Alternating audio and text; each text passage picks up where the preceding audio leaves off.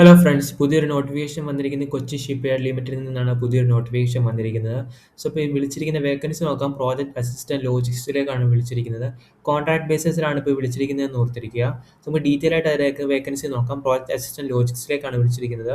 ഇത് ക്വാളിഫിക്കേഷൻ വേണ്ടതെന്ന് പറയുന്നത് 3 വർഷത്തെ bachelor of degree in arts other than fine arts or performing arts. അതോടൊപ്പം തന്നെ ബാച്ചിലർ ഓഫ് കൊമേഴ്സ് പഠിച്ചവർക്ക് അപ്ലൈ ചെയ്യാം, ബാച്ചിലർ ഓഫ് സയൻസ് പഠിച്ചവർക്ക് അപ്ലൈ ചെയ്യാം, അതുപോലെ ബാച്ചിലർ ഓഫ് കമ്പ്യൂട്ടർ ആപ്ലിക്കേഷൻ പഠിച്ചവർക്ക് അപ്ലൈ ചെയ്യാം, ബാച്ചിലർ ഓഫ് ബിസിനസ് അഡ്മിനിസ്ട്രേഷൻ പഠിച്ചവർക്ക് അപ്ലൈ ചെയ്യാം. സോ ഈ പറഞ്ഞിരിക്കുന്ന സ്ട്രീം പഠിച്ചവർക്ക് മാത്രമേ അപ്ലൈ ആവുന്നു ഒരു നിർബന്ധമുണ്ട് ഇതിൽ കേട്ടോ, മാൻഡേറ്ററി ആണ്. സോ അത് വേറെ ഏതെങ്കിലും ക്വാളിഫിക്കേഷൻസ് പഠിച്ചവർക്ക് ഇതിലേക്ക് അപ്ലൈ ചെയ്യാൻ പറ്റത്തില്ലെന്ന് ഞാൻ താഴെ ഡീറ്റെയിൽ ആയിട്ട് പറഞ്ഞുതരാം. സോ അത് ഓർത്തിരിക്കുക. ഇനി ഡിസൈറബിൾ ക്വാളിഫിക്കേഷൻ ഇവിടെ പറയുന്നുണ്ട്, ഇതുണ്ടെങ്കിൽ നിങ്ങൾക്ക് ഒരു പ്രിഫറൻസ് കിട്ടും.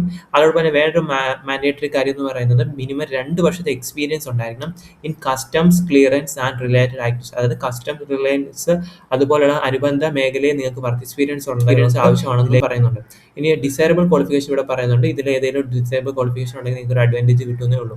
അതോടൊപ്പം തന്നെ ഓൺലൈൻ ആപ്ലിക്കേഷൻ സ്റ്റാർട്ട് ചെയ്ത ഡേറ്റ് നോക്കാം. മാർച്ച് 9, 2026 ആപ്ലിക്കേഷൻ സ്റ്റാർട്ട് ചെയ്തിട്ട് ക്ലോസ് ചെയ്യുന്ന ഡേറ്റ് നോക്കുന്നത് 27 മാർച്ച് 2026 ആപ്ലിക്കേഷൻ ക്ലോസ് ചെയ്യുന്നത് ഓർത്തിരിക്കുക. ഒരു വേക്കൻസിയാണ് ഇപ്പോൾ റിപ്പോർട്ട് ചെയ്തിരിക്കുന്നത്. അത് ജനറലിലേക്കാണ് വിളിച്ചിരിക്കുന്നത്. അപ്പോൾ എല്ലാ മറ്റുള്ള റിസർവ്ഡ് കാറ്റഗറിക്ക് എല്ലാം ഇതിലേക്ക് അപ്ലൈ ചെയ്യാൻ ഓർത്തിരിക്കുക. സോ ഇനി period of contract and place of posting വരുമ്പോൾ നിങ്ങൾക്ക് പീരീഡ് ഓഫ് കോൺട്രാക്ട് വരുന്നത് പറഞ്ഞു കോൺട്രാക്ട് ബേസിസിലാണ്. അപ്പോൾ 5 വർഷത്തെ കോൺട്രാക്ട് ആണ് നിങ്ങൾക്ക് വരുന്നതെന്ന് ഓർത്തിരിക്കുക. നിങ്ങൾക്ക് ഇതിന് കിട്ടുന്ന റെമ്യൂണറേഷൻ നോക്കാം. റെമ്യൂണറേഷൻ നിങ്ങൾക്ക് കിട്ടുന്ന 24,400 പെർ മന്ത് നിങ്ങൾക്ക് കിട്ടുന്ന ഫസ്റ്റ് ഇയർ നിങ്ങൾക്ക് കിട്ടുന്ന റെമ്യൂണറേഷൻ. പിന്നീട് അടുത്ത വർഷം കൂടുതൽ നിങ്ങൾക്ക് നിങ്ങളുടെ റെമ്യൂണറേഷൻ കൂടുന്നതായിരിക്കും. അതോടൊപ്പം തന്നെ ഇവിടെ മെയിൻ ഇവിടെ പറയുന്നത് നിങ്ങൾ eligible for extra hours of work beyond the normal hour work എന്നും പറയുന്നുണ്ട്. ജസ്റ്റ് ഓർത്തിരിക്കുക. ഇനി ഏജ് ലിമിറ്റ് നോക്കാം. ഏജ് ലിമിറ്റ് എന്ന് പറയുന്നത് 30 വയസ്സ് കൂടാൻ പാടില്ല എന്ന് ഇവിടെ പറയുന്നു. Application should be born on after 28 March 1996 എന്ന് പറയുന്നുണ്ട്. അതുപോലെ 27 മാർച്ച്.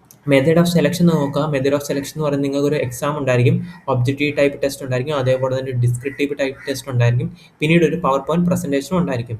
സോ ഡീറ്റെയിൽ ആയിട്ട് നോക്കാം. ഒബ്ജക്റ്റീവ് ടൈപ്പ് ടെസ്റ്റിന് 50 മാർക്കിനായിരിക്കും, ഡിസ്ക്രിപ്റ്റീവ് ടൈപ്പ് ടെസ്റ്റ് 20 മാർക്കിന്, പവർ പോയിന്റ് പ്രസന്റേഷൻ 30 മാർക്കിന്, അങ്ങനെ ടോട്ടൽ 100 മാർക്കിനായിരിക്കും എക്സാം കണ്ടക്ട് ചെയ്യുന്നതെന്ന് ഓർത്തിരിക്കുക. ഇനി ഒബ്ജക്റ്റീവ് ടൈപ്പ് ടെസ്റ്റ് നിങ്ങൾക്ക് വരുന്ന ടൈം അലോട്ട് ചെയ്തിരിക്കുന്നത് 60 മിനിറ്റ് ആണെന്ന് ഓർത്തിരിക്കുക. ഡിസ്ക്രിപ്റ്റീവ് ടൈപ്പ് ടെസ്റ്റ് ആണെങ്കിൽ നിങ്ങൾക്ക് 45 മിനിറ്റ് ആണെന്ന് ഓർത്തിരിക്കുക. ഇതാണ് മെയിൻലി ഇതിനകത്ത് വന്നിരിക്കുന്നത്.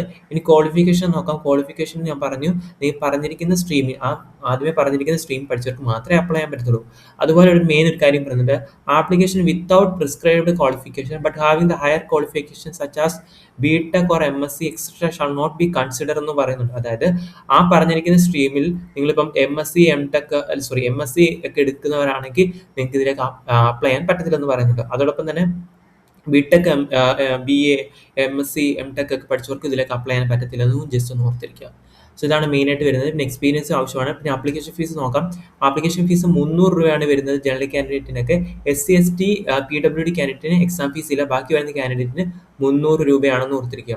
പിന്നീട് ഇവിടെ ഒരു മെയിൻ ഒരു കാര്യം പറയുന്നത്, ഇപ്പം നിലവിൽ CS ഇപ്പം നിലവിൽ വർക്ക് ചെയ്യുന്നവർ, പ്രോജക്ട് അസിസ്റ്റന്റ് ആയിട്ട് ലോജിസ്റ്റിക് വർക്ക് ചെയ്യുന്നവരാണെങ്കിൽ ഇതിലേക്ക് മീൻസ് കോൺട്രാക്ട് ബേസിസ് വർക്ക് ചെയ്യുന്നവർക്ക് ഇതിലേക്ക് അപ്ലൈ ചെയ്യാൻ പറ്റത്തില്ല എന്നിവിടെ പറയുന്നുണ്ട്. ഇനി അങ്ങനെ അപ്ലൈ ചെയ്യുന്നത് നോക്കാം. www.cochinshipyard.in എന്ന് പറഞ്ഞ വെബ്സൈറ്റ് എടുക്കുക. അതിൽ കരിയർ പേജിൽ പോവുക. ഇതിനവിടെ CSL എന്ന് പറഞ്ഞ പോർട്ട് ഉണ്ടായിരിക്കും. സോ അത് നിങ്ങൾ ക്ലിക്ക് ചെയ്യുക. അവിടെ റീഡ് മോർ എന്ന് പറയുന്ന സെക്ഷൻ ഉണ്ട്. അത് നിങ്ങൾ ക്ലിക്ക് ചെയ്യുമ്പോൾ നേരിട്ട് നിങ്ങൾക്ക് ആ പേജിലോട്ട് പോകും. അവിടെ അപ്ലൈ നൗ എന്ന് പറയുന്ന ബട്ടൺ ഉണ്ട്. അത് നിങ്ങൾക്ക് ന്യൂ രജിസ്ട്രേഷൻ ഉള്ളവർക്ക് ന്യൂ രജിസ്ട്രേഷൻ ചെയ്ത്. സോ ഇതാണ് ഇതിനകത്ത് മെയിനായിട്ട് പറയുന്ന കാര്യം എന്ന് ഓർത്തിരിക്കുക. അതോടൊപ്പം തന്നെ ഒരു മെയിൻ പറയുന്നുണ്ട്, കോൾ ലെറ്റർ നിങ്ങളെ ഷോർട്ട് ലിസ്റ്റ് ചെയ്യുന്ന കാൻഡിഡേറ്റിനെ call letter means post through നിങ്ങൾക്ക് അവർ അയച്ചു തരത്തില്ല. ഓൺലി ത്രൂ ഇമെയിൽ, അല്ലെങ്കിൽ നിങ്ങൾക്ക് ഇമെയിൽ അവർ ഇൻഫോം ചെയ്യും, അല്ലെങ്കിൽ CSLന്റെ വെബ്സൈറ്റിൽ അവർ അപ്ഡേറ്റ് ചെയ്യുമെന്നും പറയുന്നുണ്ട്. ജസ്റ്റ് ഇത്രയേ ഉള്ളൂ മെയിനായിട്ട് ഓർത്തിരിക്കുക. അപ്പോൾ പ്രോജക്ട് അസിസ്റ്റന്റ് ലോജിസ്റ്റിക്സിലേക്കാണ് പുതിയൊരു നോട്ടിഫിക്കേഷൻ വന്നിരിക്കുന്നത്. ഈ ക്വാളിഫിക്കേഷൻ മീറ്റ് ചെയ്യുന്നവർക്ക് മാത്രമേ ഇതിലേക്ക് അപ്ലൈ ചെയ്യാൻ സാധിക്കൂ എന്നുകൊണ്ട് ജസ്റ്റ് ഒന്ന് ഓർത്തിരിക്കുക. അപ്പോൾ കോൺട്രാക്ട് ബേസിസിലാണ് അപ്ലൈ ചെയ്യാൻ പറ്റുന്നവരെല്ലാം അപ്ലൈ ചെയ്യുക. Thank you.